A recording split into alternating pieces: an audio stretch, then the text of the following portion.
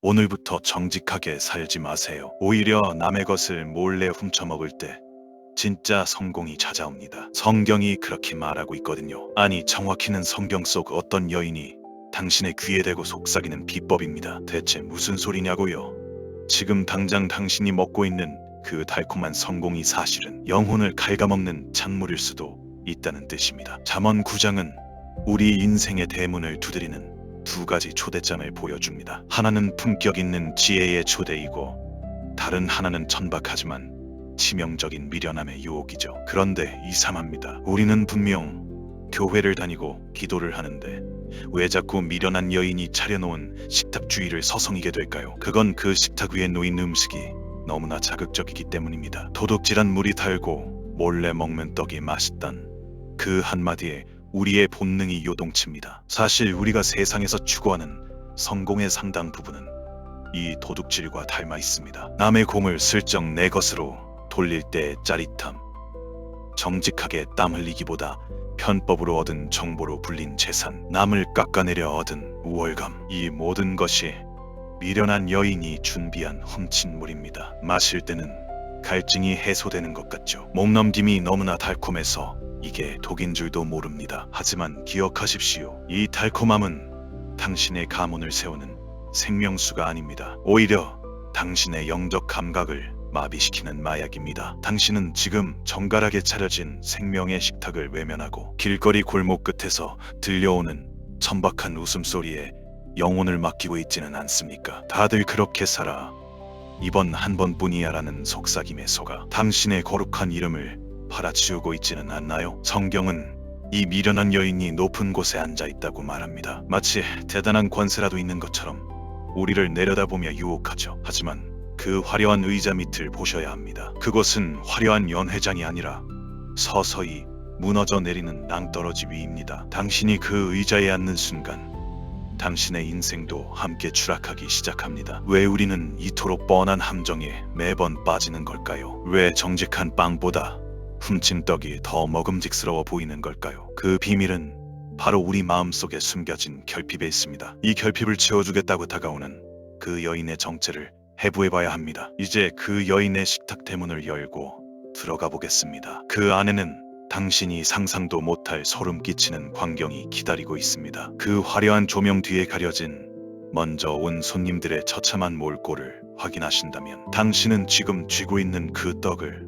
당장 내던지게 될 겁니다. 도대체 그 잔칫집 안에는 무엇이 숨겨져 있을까요? 미련한 여인의 집 안으로 한 걸음 들어가는 순간 당신은 소름 끼치는 진실과 마주하게 됩니다. 겉은 화려한 금색 커튼으로 가려져 있지만 그 안에는 이미 수많은 사람이 영혼을 잃은 채 앉아 있습니다. 그들은 모두 우리와 닮았습니다. 성공하고 싶었고 빨리 부자가 되고 싶었으며 남들에게 인정받고 싶어 했던 평범한 이들입니다. 하지만 그들이 선택한 방법은 지혜의 식탁이 아니라 가짜 잔치였습니다. 우리는 왜 늘 이 가짜 식장에 마음을 뺏길까요? 그건 바로 우리 마음속에 도사린 깊은 허기 때문입니다. 옆집 누구는 집값이 올랐다는데 직장 동료는 비트코인으로 대박이 났다는데 나만 제자리에 멈춰있는 것 같은 그 조급함이 우리를 미련함의 소굴로 떠밉니다. 너도 할 수 있어. 남들도 다 이렇게 해. 라는 말은 위로처럼 들리지만 사실은 당신의 발목을 잡아채는 족쇄입니다. 세상은 끊임없이 우리에게 보여주기식 삶을 강요합니다. 영혼의 내실을 다지기보다 외벽을 화려하게 칠하는 법을 가르칩니다. 그래서 우리는 기도를 하면서도 세상의 방식을 포기하지 못합니다. 교회 안에서는 경건한 척하지만 세상 밖으로 나가는 순간 미련한 여인이 내미는 훔친 물을 마십니다. 남의 눈을 속이고 얻은 이익이 내 노후를 보장해 줄 것이라 믿으며 그 달콤한 독배를 연거푸 들이킵니다. 하지만 보십시오. 그 잔치에 먼저 도착한 이들의 눈동자는 초점을 잃었습니다. 배불리 먹은 것 같지만 여전히 허덕이고 있습니다. 가짜는 결코 진짜 배부름을 줄 수 없기 때문입니다. 남을 짓밟고 일어선 성공이 당신의 밤잠을 편안하게 해주던가요? 정직하지 못한 방법으로 쌓은 부가 당신의 자녀에게 복이 되던가요? 아닙니다. 그것은 오히려 당신의 가문을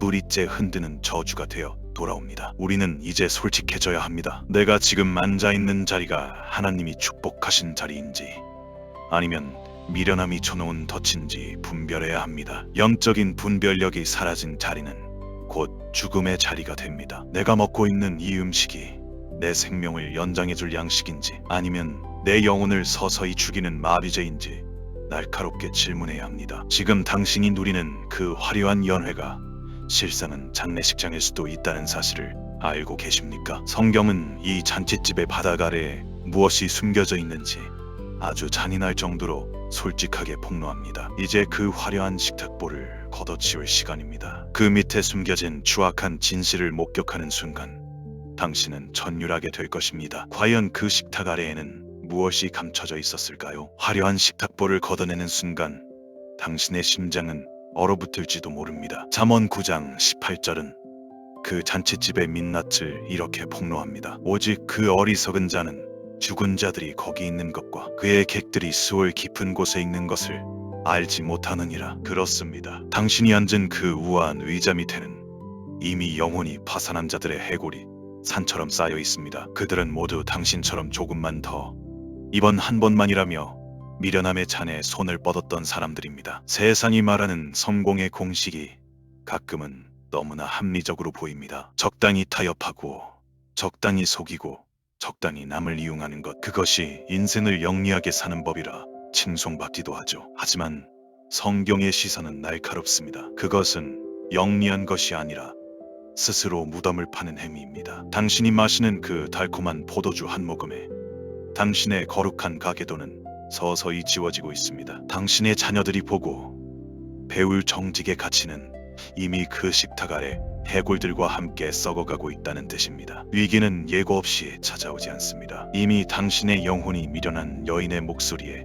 길들여진 그 순간부터 위기는 시작되었습니다. 기도가 메마르고 말씀이 지루해지며 오직 눈앞의 이익과 쾌락에만 심장이 뛴다면 당신은 이미 스올의 깊은 곳으로 초대된 손님입니다. 그곳은 화려한 조명으로 가득하지만 실상은 빛 한 줄기 들어오지 않는 영적 암흑지대입니다. 지금 당신이 쥐고 있는 그 도둑질한 떡을 보십시오. 그것이 당신의 노후를 지켜줄 것 같습니까?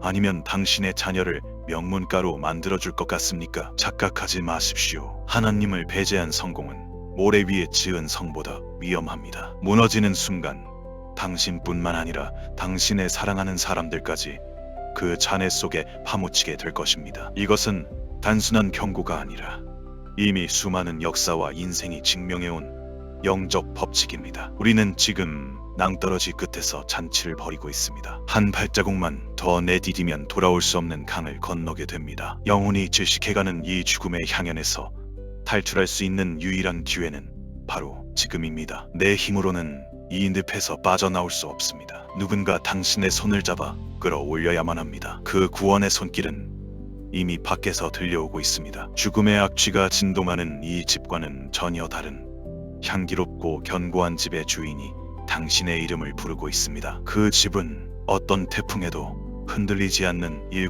기둥으로 지어져 있습니다. 과연 그 기둥들은 당신의 무너진 인생을 어떻게 다시 세워줄까요? 죽음의 향연이 벌어지는 그 집을 박차고 나오십시오. 이제 당신의 시선을 돌려 지혜가 공들여 지은 7 기둥의 집을 바라봐야 합니다. 지혜는 대충 집을 짓지 않았습니다. 잠언 9장 1절은 지혜가 그의 집을 짓고 7 기둥을 다듬고라고 기록합니다. 이 7이라는 숫자는 완전함을 의미합니다. 즉, 어떤 인생의 풍파와 영적 지진에도 결코 무너지지 않는 완벽한 설계를 마쳤다는 뜻입니다. 당신의 인생이 지금까지 흔들렸던 이유는 기둥이 없었거나 썩은 기둥을 붙잡고 있었기 때문입니다. 이제 처방은 명확합니다. 당신의 삶을 지탱할 기둥을 다시 세워야 합니다. 그 첫 번째 기둥은 바로 여호와를 경외하는 것입니다. 이것은 단순히 종교적인 의무가 아닙니다. 내 인생의 주인이 내가 아님을 인정하고 창조주의 설계도대로 살겠다는 겸손한 항복입니다. 지혜의 근본이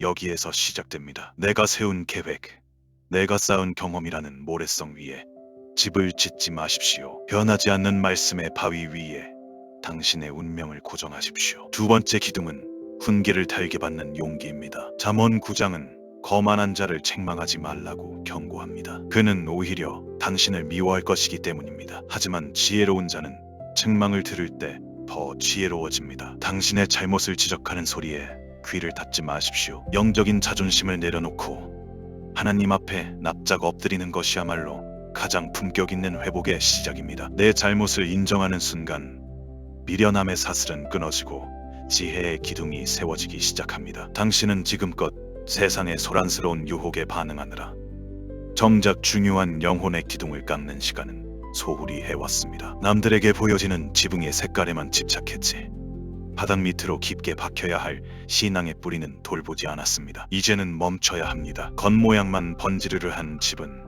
결국 무너집니다. 고통스럽더라도 당신의 삶에서 미련함의 잔해를 걷어내고 말씀이라는 정으로 7 기둥을 하나씩 깎아나가십시오. 이 작업은 고독하고 힘든 과정일 수 있습니다. 세상 친구들은 여전히 미련한 여인의 잔칫집에서 춤을 추며 당신을 비웃을지도 모릅니다. 하지만 기억하십시오. 기둥이 하나씩 세워질 때마다 당신의 가문에는 거룩한 위험이 깃들이기 시작합니다. 그 기둥들이 모두 세워지는 날, 당신의 인생은 어떤 재난 앞에서도 흔들리지 않는 요새가 될 것입니다. 그런데 이 힘겨운 공사를 마친 당신에게 주어지는 보상은 단순히 안전함 뿐일까요? 아닙니다. 지혜의 집안에는 상상조차 할 수 없는 풍성한 잔치상이 이미 차려져 있습니다. 그 식탁에 앉는 순간 당신의 남은 인생에는 어떤 기적이 펼쳐지게 될까요? 이제 그 마지막 축복의 현장으로 여러분을 초대합니다. 지혜의 집안으로 들어서는 순간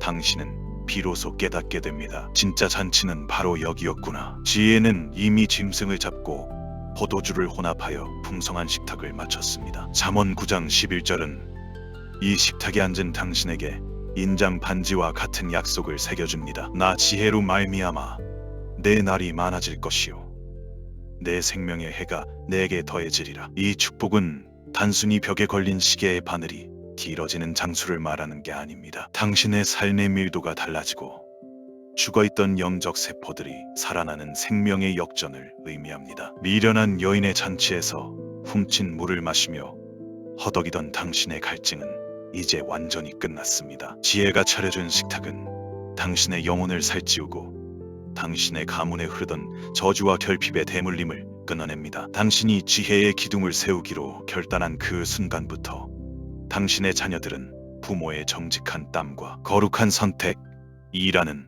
가장 위대한 유산을 먹고 자라게 될 것입니다. 이것이 바로 생명의 해가 더해지는 기적의 실체입니다. 이제 당신의 얼굴에는 세상이 줄 수 없는 평안의 빛이 감돕니다. 남들과 비교하며 조급해하던 마음은 사라지고 하나님의 시간표를 신뢰하는 여유가 생깁니다. 비록 좁은 길을 걷는 것 같아도 그 끝에는 영원히 마르지 않는 생명수가 흐르고 있음을 알기에 당신은 더 이상 흔들리지 않습니다. 당신의 인생은 이제 누군가에게 부러움의 대상이 아닌 존경의 대상이 되는 명품 인생으로 거듭났습니다. 축복은 멀리 있지 않습니다. 오늘 당신이 미련한 유혹의 손길을 뿌리치고 지혜의 초대에 응답하여 무릎 꿇는 그 자리가 바로 축복의 발원지입니다. 당신의 입술에서 나오는 감사의 고백이 당신의 가문을 살리는 생명줄이 될 것입니다. 지혜의 잔치상에서 맛보는 진정한 포도주의 기쁨이 당신의 남은 생애를 가득 채우기를 간절히 축복합니다. 자, 이제 당신은 어느 집의 문을 두드리시겠습니까? 죽음의 향기가 진동하는 달콤한 독배입니까?